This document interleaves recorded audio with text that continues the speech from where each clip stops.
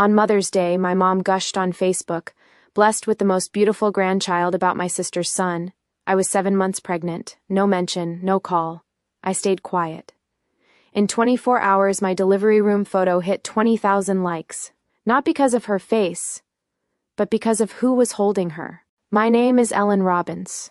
I'm 31 years old. On Mother's Day 2025, I was 7 weeks pregnant with my first child. After 2 devastating miscarriages that almost broke me, that Sunday morning, I sat alone in my kitchen in Columbus, Ohio, hands trembling as I opened Facebook. There it was, my mother's post, a smiling photo of my sister's 2-year-old son, Tyler, with the caption, "Blessed with the most beautiful grandchild, my heart." My heart is so full. No mention of me, no mention that I was carrying her second grandchild. No call, no text, nothing. I had driven my mother to chemotherapy 52 times. I had paid $18,000 out of pocket when her insurance refused to cover it. I had held her hand through every single scan and every midnight fever. Yet on Mother's Day, while I was terrified of losing another baby, I simply didn't exist to her. They had no idea that 7 months later, when I went into early labor, the person holding my newborn daughter in that delivery room wouldn't be them.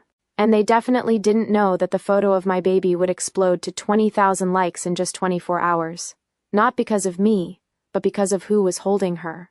Before I tell you who was standing there and what happened next, if you're already feeling the weight of this story, please hit like and subscribe, but only if it truly resonates with you. Drop a comment and tell me where you're watching from and what time it is right now. I read every single one. Now let me take you back to where it all really began. January 2020, my mother Carol was diagnosed with stage 2 billions breast cancer at Ohio State University Wexner Medical Center in Columbus. I was 24 years old, 2 years into teaching 3rd grade. My sister Allison was 29, living in Austin, Texas, 1,200 miles away. The phone call came on a Friday afternoon. Mom's voice was shaking. "Ellen, they found something. Stage 2 billions. I need you." I was at school. I told my principal I'd need to leave early for a family emergency. I drove straight to her house. Allison texted me that night. "I can't fly in right now. Work is crazy. You're closer anyway." That became the pattern. I was closer. I was available. I was the one who could rearrange my life. But I didn't know yet that those drives to Wexner Medical Center would change forever how I understood the word family. The first appointment with Dr. Rachel Brennan, Mom's oncologist, happened 3 days later. I drove Mom to Wexner Medical Center. Dr. Brennan was 48 then, a breast cancer survivor herself. She had this calm, steady presence that made you feel like everything had a plan. I brought a blue notebook. I asked questions, a lot of questions. What stage exactly? What's the treatment protocol?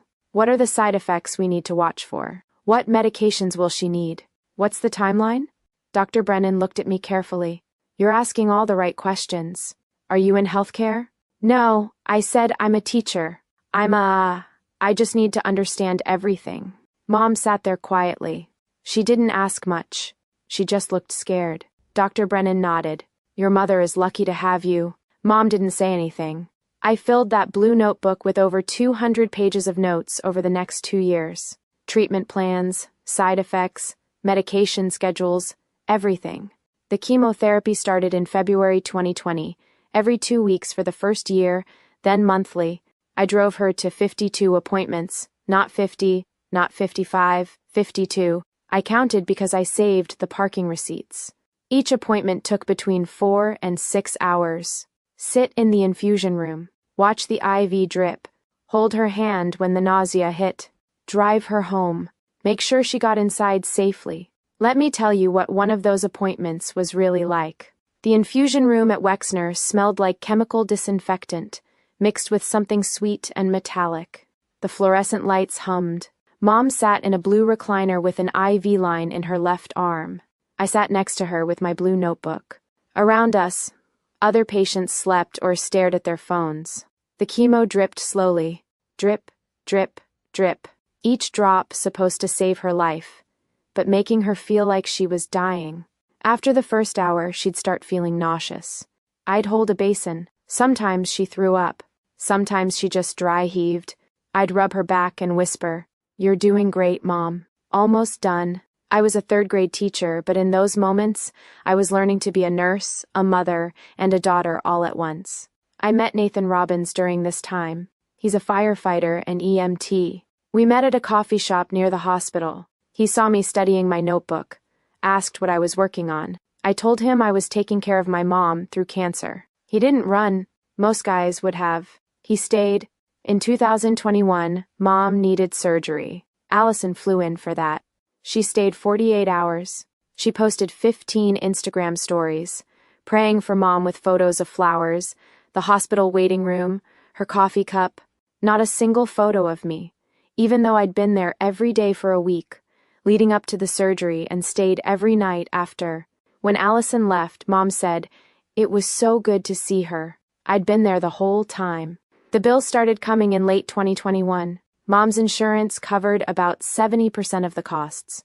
The remaining 30% came to $18,000. That was the out-of-pocket portion under her Obamacare Affordable Care Act plan, with a high deductible. I filed it as a medical expense deduction on my IRS Form 140, but I still had to pay the full amount up front.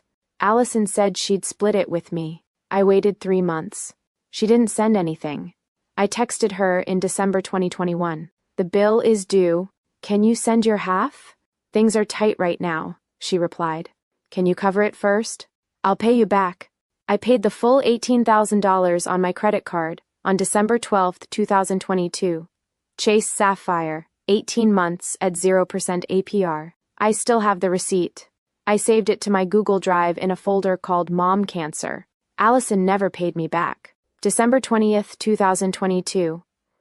Mom's oncologist declared her cancer-free remission. I drove her home from that appointment. She was crying happy tears. I was exhausted, relieved, but exhausted. That afternoon, she posted on Facebook, "Cancer-free, so grateful for my family and Dr. Brennan." She tagged Allison. She tagged my dad, Douglas. She didn't tag me. I read it in the car before I drove away from her house. My hands were shaking. I didn't comment. I didn't say anything. Mom asked if I was okay. I said I was just tired. Dr. Brennan sent me a private message that night. "I saw the post. I know what you did. Thank you." I cried in my car after I read that. 3 months later, in March 2023, 2 things happened. Allison had a baby, a boy she named Tyler, and Nathan asked me to marry him. I said yes. Mom flew to Austin to help Allison with the baby. She stayed for 3 weeks. When she came back, it was the weekend of my wedding. She stayed for 2 days. She didn't post a single photo from my wedding on Facebook. "I can't stay long," she said at the reception.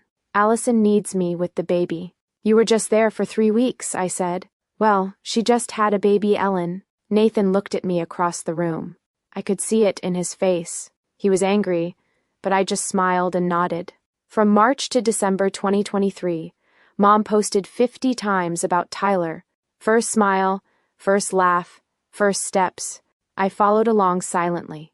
Every post was like a small cut, not deep enough to bleed out, but enough to sting. Nathan started getting frustrated. "She didn't even thank you, not once, not publicly." "She said thank you in person," I told him. "That's not enough," he said. In October 2023, I got pregnant for the first time. I didn't tell anyone except Nathan. I wanted to wait until 12 weeks until it felt safe. I didn't make it to 12 weeks. I didn't know then that this pain was just the beginning of greater shocks ahead. November 18th, 2023. I miscarried at 9 weeks. It was a Saturday. Nathan held me on the bathroom floor. There was blood. So much blood.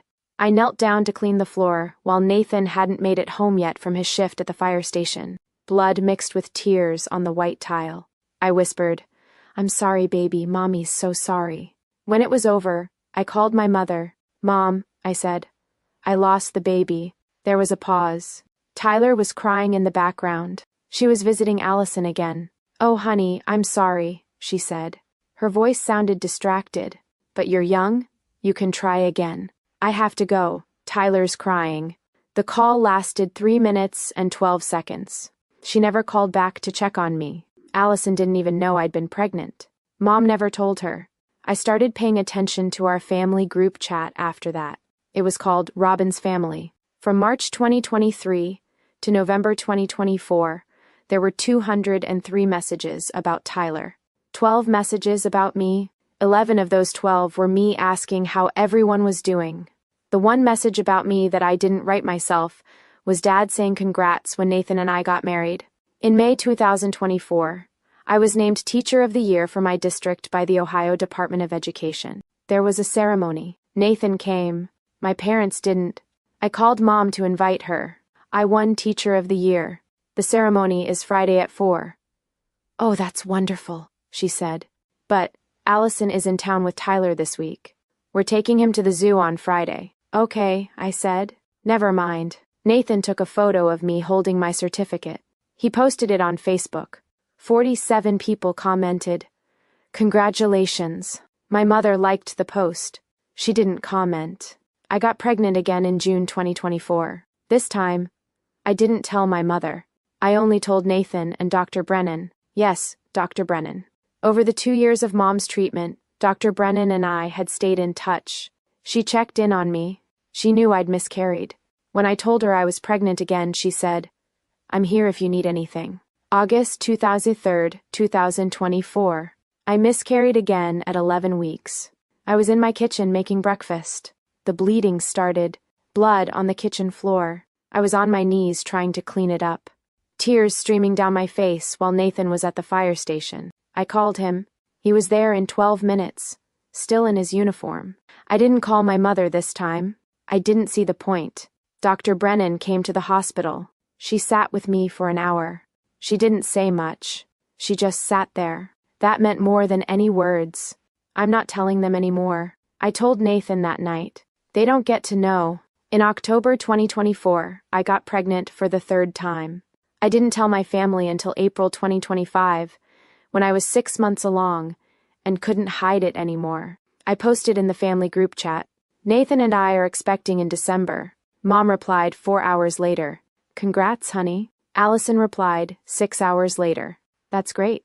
Dad replied 10 hours later, "Good news." That was it. No one asked if it was a boy or girl. No one asked when the due date was. No one asked how I was feeling. Nathan read the messages over my shoulder. He picked up my phone and threw it across the room. "Are you kidding me? This is how they react?" I picked up the phone. The screen was cracked. "I told you," I said. "They don't care." In early May, my friends threw me a baby shower. I invited Mom and Allison. Mom said she couldn't come. "I'm already flying to Austin that weekend," she said. "Tyler has his 2nd birthday party on the 5th. My baby shower was May 3rd. Tyler's birthday was May 5th. She chose Tyler. 23 people came to my baby shower. There were 2 empty chairs at the family table, one for Mom, one for Allison. My friend Sarah asked, "Where's your family?" "They had other plans," I said. And then came Mother's Day, May 11th, 2025. I was 7 weeks pregnant, still in that terrifying first trimester where anything could go wrong. I'd told my mother about the pregnancy 3 weeks earlier. She knew. That Sunday morning, I woke up and checked my phone, 8:02 a.m. My mother had posted a photo of Tyler hugging her. The caption said, I sat in my kitchen and read it 3 times. Nathan was making breakfast. I didn't say anything. I placed my hand on my stomach, trying to feel for a heartbeat, even though the doctor said it was still too early. Tears fell without sound, because I was afraid to disturb Nathan frying eggs. No call from my mother that day. No text. Nothing. By noon, the post had 147 likes and 38 comments. People saying, "You're so blessed and what a beautiful grandson." One comment stood out. Someone asked, "Is this your only grandchild?" Mom replied, "Yes, my first." I took a screenshot at 8:06 a.m. I saved it to a folder I'd created called Evidence. Nathan saw me looking at my phone. "Ellen, I'm fine." I said, "Do you want me to call them?" "No." I said, "Let them enjoy their day." 3 of my friends messaged me privately. "Did you see your mom's post?" "Yeah," I replied to each one. I didn't explain. If you've ever felt invisible in your own family, comment, "I see you right now." I'm reading every single comment. That night, I lay in bed and thought about calling her. I even typed out a text. "Thanks for remembering me today, Mom." I deleted it. The next week, I did something I'd been avoiding. I organized every piece of evidence I had. Every screenshot, every receipt, every email. I had a folder for this cancer treatment. 52 documents showing every appointment, bank statements showing the $18,000 payment, gas receipts totaling over $3,000, time off requests from work showing I'd taken 8 unpaid days to care for her after surgery. That cost me $2,200 in lost wages. I had a folder for family posts, 30 screenshots of Mom's Facebook posts about Tyler, 0 posts mentioning my pregnancy, the Mother's Day post, the only grandchild comment from November 2024 when I was already 8 months pregnant. I had a folder for text messages, 15 conversations where I reached out and got one-word replies, or nothing at all. Nathan found me at my laptop at midnight. "What are you doing?" "I'm not doing this to hurt them," I said. "I'm doing this so I never forget my worth." "What are you going to do with all this?" "I don't know yet," I said. "But when the time comes, I'll be ready." In late May, I met Dr. Brennan for coffee, not a medical appointment, just coffee. I told her about Mother's Day. I told her about the post. I told her about feeling invisible. Dr. Brennan listened. Then she told me something I didn't know. When she was going through her own cancer treatment 15 years ago, her family abandoned her. Her mother stopped calling. Her sister said she was too busy to help. "Ellen," she said, "you gave your mother life twice, once when you were born, and once when you saved her from cancer. She owes you truth." "I don't want her to owe me," I said. "I just want her to see me." Dr. Brennan looked at me across the table. "When your baby comes, who do you want in that room?" I didn't hesitate. "You, Nathan, that's it." "Then I'll be there," she said. Nathan had a conversation with Dr. Brennan that I didn't know about until later. He sent her an email on May 2005. The subject line was, "Emergency contact, the only person I trust when blood family can't be trusted." He wrote, "Ellen trusts you more than her own family. If something happens during delivery, you're my first call." Dr. Brennan replied, "I'm honored, and I'll be there." Between June and November, Mom posted 12 more times about Tyler, his birthday party, his first day of preschool, his Halloween costume as a little superhero, 0 posts about my pregnancy, 0 questions about how I was feeling. She asked one time, when my due date was. I said December. She said, "Oh, nice." That was the entire conversation. On Thanksgiving 2025, my family gathered at my parents' house in Columbus. I lived 20 minutes away. I didn't go. I told them I wasn't feeling well. That was partly true. I was 9 months pregnant. I was exhausted. But mostly, I just didn't want to be there. "You're not coming to Thanksgiving?" Mom asked on the phone. "I'm 9 months pregnant, Mom. I'm exhausted." "Well, Allison is flying in with Tyler. Have a good time," I said. They posted a family photo. So grateful for family. The photo showed Mom, Dad, Allison, and Tyler. One of my old friends commented, "Where's Ellen?" Mom replied, "She wasn't feeling well." She didn't mention I lived 20 minutes away. She made it sound like I was far away or too sick to come. Neither was true. In early December, Nathan packed my hospital bag. He put in clothes, toiletries, a phone charger, and at the bottom, a small card with Dr. Brennan's personal cell number written by hand. I saw it. "Why is Dr. Brennan on the emergency contact list?" "Because," Nathan said, "she cares about you more than people who should." I didn't argue. On December 14th, just after 11 p.m., I started feeling contractions. They were light. I told Nathan. We timed them for a couple of hours. I took a deep breath. The hospital air was cold, carrying the smell of disinfectant. By 2 a.m. on December 15th, they were 5 minutes apart. "We need to go," Nathan said. Now, he drove me to Wexner Medical Center. It took 12 minutes. I was in pain, gripping the door handle. When we got to the ER, the nurse asked, "Who should we call?" "Just my husband," I said. "No one else." By 6:15 a.m., I was in the labor and delivery room. The contractions were getting stronger. I made a decision. I was going to give my mother one last chance. I called her on FaceTime. She declined the call after 3 rings. A text came through a minute later. Busy with Tyler right now. Call you later. I read it. My hands were shaking. Nathan saw the message. Are you fucking serious? It's okay, I said. I already knew. I handed him my phone. Don't let me see it again until after she's born. At 7:30 a.m., Dr. Brennan walked through the door. She was in casual clothes, a blue cardigan and jeans. She was holding a bouquet of yellow tulips. I heard someone's having a baby today, she said. I started crying. You came. Of course I did, she said. I wouldn't miss this. The nurse asked, Are you the grandmother? Dr. Brennan looked at me. I nodded. She's family, I said. The next 2 hours were a blur. Contractions, pain, breathing. Nathan holding one hand, Dr. Brennan holding the other. At one point I said, I can't do this. Dr. Brennan squeezed my hand. You drove me to chemo 52 times when your mother thought she was dying. You can do anything. At 9:14 a.m., my daughter was born. 6 pounds, 3 ounces, 19 inches, healthy cry. Perfect. They placed her on my chest. I looked down at her tiny face. Hi, baby, I whispered. I'm your mom. Nathan cut the umbilical cord. He was crying. I was crying. Dr. Brennan was crying. After they cleaned us both up, after I'd rested for a bit, Dr. Brennan asked, Can I hold her? Of course, I said. Nathan handed her the baby. Dr. Brennan sat in the blue rocking chair by the window. Natural light came through. She looked down at my daughter and smiled. Nathan took out his phone. Can I take a picture? Yes, I said. He had a tiny baby. The morning light, the smile on her face. Pure love. Dr. Brennan looked at me. She's perfect. Just like her mother. Thank you for being here, I said.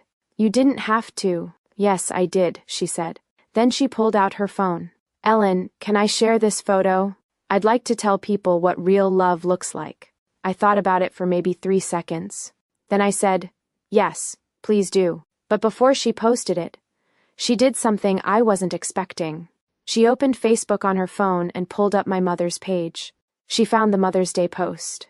Ellen, Dr. Brennan said, I want you to hear this before I post. She paused for a second, then said quietly, Ellen, I was abandoned by my own blood family when I had cancer 15 years ago. Today, I won't let history repeat itself with you. She read the caption out loud. Blessed with the most beautiful grandchild. My heart is so full. She looked at me. This was on Mother's Day. You were 7 weeks pregnant. You'd told her 3 weeks before. 2 weeks ago, she told someone on Facebook that Tyler was her only grandchild. And this morning, when you went into labor, she declined your call because she was busy with Tyler. Is that right? I nodded. Then the world needs to know what real maternal love looks like, she said. She typed out a caption, then showed it to me before posting. It said, 2 years ago, Ellen Robbins sat in my office and asked every right question to save her mother's life. She drove her mother to chemotherapy 52 times. She paid $18,000 out of pocket, when insurance wouldn't cover it. She never missed an appointment. She held her mother's hand through every moment of fear. Today, I held her daughter, Natalie. This is what real maternal love looks like. Showing up when it's hard, sacrificing without recognition, and loving without condition. Ellen, you are the mother I hope Natalie becomes. She tagged the Breast Cancer Advocacy Foundation. She tagged Wexner Medical Center. She set the location as Ohio State Wexner Medical Center, labor and delivery. Post it, I said. She posted it at 2:07 p.m. on December 15, 2025. Within 15 minutes, it had 50 likes. Within 30 minutes, 150. Within an hour, 500. Dr. Brennan had 5,000 friends on Facebook, the maximum allowed, plus another 30,200 followers. The 2025 Facebook algorithm prioritized posts from verified medical professionals and posts with high early engagement, pushing her content to the top of news feeds across the medical community and cancer survivor networks. By 3 p.m., the post was being shared in oncology nurse groups. By 6 p.m., it was the first time I was in the hospital. The comments started coming in fast. I've seen this too many times. Caregivers who give everything and get nothing back. Thank you for naming it. This breaks my heart. Where was her mother? Ellen sounds like an extraordinary person. By 6 p.m., the post had 3,000 likes and 400 shares. Then someone tagged my mother. A mutual friend shared Dr. Brennan's post and wrote, "Carol Robbins, this is beautiful. You must be so proud of Ellen." More comments came. Carol Robbins, Ellen sounds like an amazing daughter and mother. You raised her well. I didn't see any of this yet. I was resting, holding Natalie, recovering, but people started noticing something. They clicked on my mother's profile. They saw the Mother's Day post. They saw the 63 posts about Tyler. They saw 0 posts about the pregnancy. The comments on Dr. Brennan's post shifted. Wait, I just looked at Carol Robbins' page. She posts constantly about her grandson Tyler, but I don't see a single post about Ellen's pregnancy. What's going on here? I see the same thing. That's heartbreaking. Someone check if Carol ever thanked Ellen publicly for saving her life during cancer. They went back through 2 years of posts. They found the remission post from December 2022. Cancer-free. So grateful for my family and Dr. Brennan. She tagged Allison and my dad, not me. 20 people commented on Dr. Brennan's post with screenshots. By 9 p.m., cancer survivor communities were rallying. The hashtag Invisible Caregivers started trending in those circles. My daughter took care of me for 3 years during my cancer. I make sure to thank her publicly every single day. This mother should be ashamed. Ellen deserves better. By 11 p.m. on December 15th, the post had 15,000 likes, 2,100 shares, and over 800 comments. A local Columbus news blog picked it up. Ohio teacher's viral birth photo sparks conversation about family dynamics. The blog Ohio Mom Life ran the headline, "Ohio teacher's viral birth photo sparks, #Invisible Caregivers Movement." The hashtag was trending in cancer survivor groups and teacher forums nationwide. Before you see what happened at 20,000 likes, hit the like button if you believe in chosen family. And subscribe so you don't miss stories like this. At 11:08 p.m., my phone rang. It was my mother. I looked at the screen. Nathan was sitting next to me. "You going to answer?" "No," I said. She left a voicemail. I listened to it the next morning. "Ellen, people are tagging me in some post about you and the baby. I don't understand what's going on. Call me back. I didn't know that. I just wanted to read a book about it." It says, afternoon, 15 missed calls from Mom, 8 from Allison, 3 from Dad, 28 text messages. I read them all. "Mom, Ellen, why didn't you tell me you were in labor? Why is some doctor posting about our private business?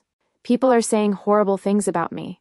Call me now, Allison. Ellen, what is going on? Mom is freaking out. Dad, honey, please call your mother back." Not one of them asked how the baby was. Not one asked how I was feeling. Not one asked Natalie's name or her weight, or if she was healthy. Every single message was about them, their embarrassment, their image. I took screenshots of all 28 messages. I saved them to a folder called Aftermath. On December 17th, my mother deleted the Mother's Day post, but it was too late. People had been screenshotting it and posting it in the comments of Dr. Brennan's photo for 2 days. Someone commented, "Notice Carol deleted her Mother's Day post where she called Tyler her only grandchild while Ellen was 7 weeks pregnant." The internet doesn't forget. They attached the screenshot I'd taken at 8:06 a.m. on May 11th. Other people had saved it too. Another comment, "Deleting it doesn't delete the damage, Carol." On December 18th, Nathan and I came home from the hospital with Natalie. Nathan set a strict rule: no visitors except Dr. Brennan and his fire crew. That afternoon, my father showed up at our door. Nathan answered. "I need to see Ellen," Dad said.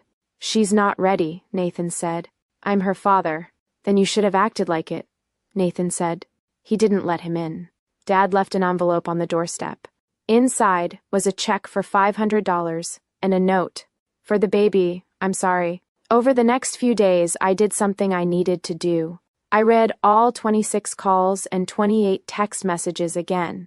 I read them slowly. I highlighted certain phrases. Not one person asked about Natalie. Not one asked if she was healthy, how much she weighed, if she was sleeping okay. Every message was about their feelings, their reputation, their embarrassment. Why are people saying I'm a bad mother? This is so embarrassing. People are talking about our family. Nathan read over my shoulder. You know what you have to do. Yeah, I said. I do. What do you think Ellen should do next? Comment boundaries. If you support setting limits with family, I spent 3 days writing an email. 892 words. I edited it 5 times. Nathan read every draft. On January 22, 2026, at 10:14 a.m., I sent it to my mother. I CC'd Allison and my father. The subject line was, "What I need you to understand." I wrote, "From January 2020 to December 2022, I drove you to chemotherapy 52 times. I paid $18,000 when insurance wouldn't cover your bills. I held your hand when you thought you were dying. Allison flew in 3 times in 2 years. Each visit 48 hours. When you went into remission, you posted that you were grateful for family, and Dr. Brennan. You tagged Allison and Dad. You didn't tag me. You didn't name me, not once, not publicly. And then on Mother's Day 2025, while I was 7 weeks pregnant with your second grandchild, a pregnancy I told you about 3 weeks earlier, you posted that Tyler was the most beautiful grandchild and your heart was so full. You didn't call me. You didn't text me. 2 weeks before I gave birth, you told a stranger on Facebook that Tyler was your only grandchild. When I went into labor on December 15th, I called you. You declined the call and texted, "Busy with Tyler. Call you later." I didn't call later. I called someone who actually showed up. Dr. Brennan, the oncologist whose life I helped save you through treatment. That photo that went viral, that wasn't about humiliating you. That was about honoring the person who saw me when you didn't. I'm not asking you to grovel. I'm asking you to tell the truth. The same people who saw you celebrate Tyler need to see you acknowledge what I did for you. And we need professional help to rebuild this. If you even want to rebuild it, here are my conditions. 1. A public acknowledgement on Facebook about the care I provided during your cancer treatment. Not a vague apology. A specific statement naming what I did. The 52 appointments. The $18,000. The 2 years the people who saw you celebrate Tyler deserve to see you recognize me. 2. Family therapy. Not 1 session. A commitment to 6 months of professional counseling. We need help that I can't provide and you can't fake. 3. No contact with Natalie until the first 2 conditions are met. You will not meet my daughter, hold my daughter, or be called grandma until you prove that you see me as your daughter. If you can't do this, I understand. But you will not have access to my daughter until you prove that you see me as your daughter. I don't regret the money. I don't regret the time. I do it all again because that's who I am. But I do regret waiting for love from someone who never learned how to give it. Natalie will never experience that. I'll make sure of it. I hope you choose to do the work, but if you don't, I'll be okay. Because I've already built the family I need, Ellen. I hovered over the send button for 30 seconds.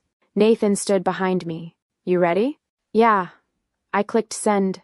I didn't check my email for 24 hours. When I finally looked, there were 3 replies. Mom's was 365 words long. Defensive. Deflecting. I never meant to hurt you. I was just so excited about Tyler. You know I love you both equally. I don't understand why you're making this so public. This is between family. I'm your mother. I deserve respect. She didn't mention the $18,000. She didn't mention the 52 appointments. She didn't mention any of the conditions I'd set. She just defended herself and asked for respect. Allison's was shorter. I didn't know it was this bad. I'm sorry you feel this way. Not sorry for what she did. Sorry I felt bad. Dad's was different. Can we talk in person? I want to make this right. I read all 3. I closed my laptop. I didn't reply. Nathan asked, "What now? We wait?" I said, "On January 25th, Mom posted a vague apology on Facebook. I've made mistakes as a mother. I'm sorry to anyone I've hurt. Family, is complicated. I'm learning and growing. Please respect our privacy. Comments were turned off. She didn't name me. She didn't mention cancer or caregiving or the $18,000. It was the kind of apology that says nothing. I sent her a reply. That's not the acknowledgement I asked for. I asked you to name what I did. The 52 drives. The $18,000. The 2 years. Saying I made mistakes is not the same as saying Ellen saved my life. I'm not trying to punish you. I'm trying to give you a chance to see me. But you have to actually do the work. She read it. She didn't reply for 3 days. On January 28th, she posted again. This time, it was real. I need to say something I should have said years ago. My daughter Ellen took care of me through breast cancer from 2020 to 2022. She drove me to 52 chemotherapy appointments. She paid $18,000 when I couldn't. She never left my side. I didn't thank her the way I should have. I didn't acknowledge her sacrifice publicly. I was wrong. I'm sorry, Ellen.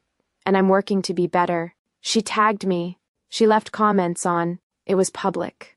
The post got 340 likes and 78 comments within an hour. Most of them said, "It's about time." Some said, "I hope Ellen forgives you." A few said, "This took courage." I read it 3 times. I cried. Nathan asked, "Is that enough?" "It's a start," I said. The next day, January 29th, Mom sent me an email with links to 3 family therapists in Columbus. I found these. "Will you come with me?" I replied, "Yes, but I need you to commit to 6 months like I said." She replied within an hour. "I will. I promise." We booked the first session for February 10th, 2026 at 2 p.m. Dr. Helena Foster at Columbus Family Therapy Center. Allison sent 5 more emails over the next week. All of them said some version of, "I didn't know." None of them said, "I should have shown up." On January 30th, I sent her one final message. "You knew I existed. You chose not to ask. That's enough for me to know. Goodbye, Allison." I blocked her number. I unfriended her on Facebook. I was done. Nathan asked, "You okay with cutting her off?" "She cut me off first," I said. "I'm just making it official. Dad was different." He sent a private message. "I should have protected you from your mother's favoritism. I didn't. I'm a coward. I'm sorry. I don't expect forgiveness, but I want to do better." I wrote back, "I appreciate that, but you have to show it, not just say it. Can I meet Natalie?" He asked. After the first family therapy session, I said, "If you show up and participate." He showed up on February 10th. He was early. He brought flowers. In early February, something unexpected happened. I started getting messages from strangers, over 200 of them. Caregivers who'd seen Dr. Brennan's post. People who'd taken care of sick parents, sick spouses, sick children. People who'd never been thanked. I took care of my dad for 5 years, and no one ever acknowledged it. Thank you for speaking up. I'm a nurse, and I see this every day. The invisible caregivers, you gave them a voice. I cried when I saw your story. I felt seen for the first time. I forwarded 20 of those messages to Dr. Brennan. She told me her foundation had received over $15,000 in donations in 2 weeks because of the post. "You started something important, Ellen," she said. "I just told the truth," I said. Dr. Brennan came to visit us every week in February. She'd bring coffee, sit with me and Natalie, give me parenting tips, hold the baby while I showered or napped. One afternoon, she was holding Natalie in the rocking chair. "She looks like you," she said. "Everyone says she has Nathan's nose. But she has your strength," Dr. Brennan said. "I can tell already." I asked her something I'd been thinking about for weeks. "Can Natalie call you Grandma Rachel?" Dr. Brennan looked up at me. Her eyes were wet. "I'd be honored." On February 8th, Nathan's fire crew threw us a late baby shower. 15 firefighters and their wives showed up at our house. They brought gifts worth probably $800. Diapers, clothes, a cribmobile, a meal train for 2 weeks. The fire captain, a guy named Mike, handed me an envelope. "Nate's family. So you and Natalie are family too." One of the firefighters' wives pulled me aside. She was a teacher too. "We look out for our own," she said. "You're not alone." I cried again. I'd been crying a lot, but these were different tears. In mid-February, I went back to teaching. My third graders had made 23 handmade cards. "Welcome back, Miss Robbins." They'd drawn pictures of babies, hearts, flowers. One of my students, a little girl named Emma, handed me a card that said, "You're the best mom and the best teacher." I hung all 23 cards on my classroom wall. One evening in late February, I sat alone with Natalie. Nathan was at the fire station on a 24-hour shift. Snow was falling outside our window in Columbus. Light, soft flakes. Natalie was 7 weeks old, the same age I'd been pregnant on Mother's Day. I held her in the rocking chair, the same blue chair Dr. Brennan had sat in when she held Natalie for the first time. "Grandma Carol is trying," I whispered to her. "I don't know if we'll ever be close, but I want you to know something. I'll never make you earn my love. You already have it, all of it, just because you exist." I looked at the snow. I thought about the last year, the Mother's Day post, the 52 drives to chemo, the $18,000, the deleted FaceTime call, the viral photo, the 20,000 likes, the email, the boundaries. I got up and walked to my desk. I opened the drawer where I'd kept the hospital bill, the one from December 12, 2022, $18,000. I looked at it one last time. Then I put it back in the out loud. I walked back to the rocking chair. Natalie was asleep in my arms. I thought about my family, the real one. Nathan, who'd been there through 2 miscarriages and never left. Dr. Brennan, who showed up when my own mother didn't. The fire crew, who brought meals and gifts and called us family. My students, who made cards with their small hands. My friends, who asked the right questions and didn't look away. Nathan had asked me once if I was going to let Mom back in. I told him maybe, but she doesn't get to be Grandma until she earns it. Dr. Brennan is Grandma Rachel. Mom is Carol. For now, I made a list in my head. Natalie's family, Nathan, Daddy, Grandma Rachel, Uncle Fire Crew, Miss Ellen's students, Carol, conditional. That was our family.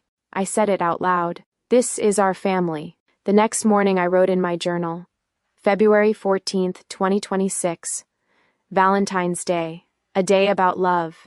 I wrote, "Sacrifice isn't an invisible obligation. I don't need a viral post to know my worth, but sometimes the world needs to see the truth so that people like me, the caregivers, the givers, the forgotten ones, can be seen. I don't know if my mom will ever fully understand what she did, but I know I'll never do it to Natalie. I want to say something to you directly. If you're taking care of someone who doesn't acknowledge you, you have permission to stop. You have permission to set boundaries. You have permission to choose your own family. Blood doesn't give anyone permission to make you invisible. And if they don't see you, find the people who will. They're out there, I promise." Dr. Brennan told me something that changed everything. Family isn't who raised you.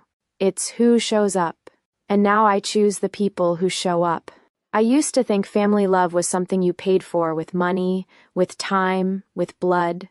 But here in Columbus, Ohio, in 2026, I learned that real family is the people who show up when you need them most, even if they don't share your blood.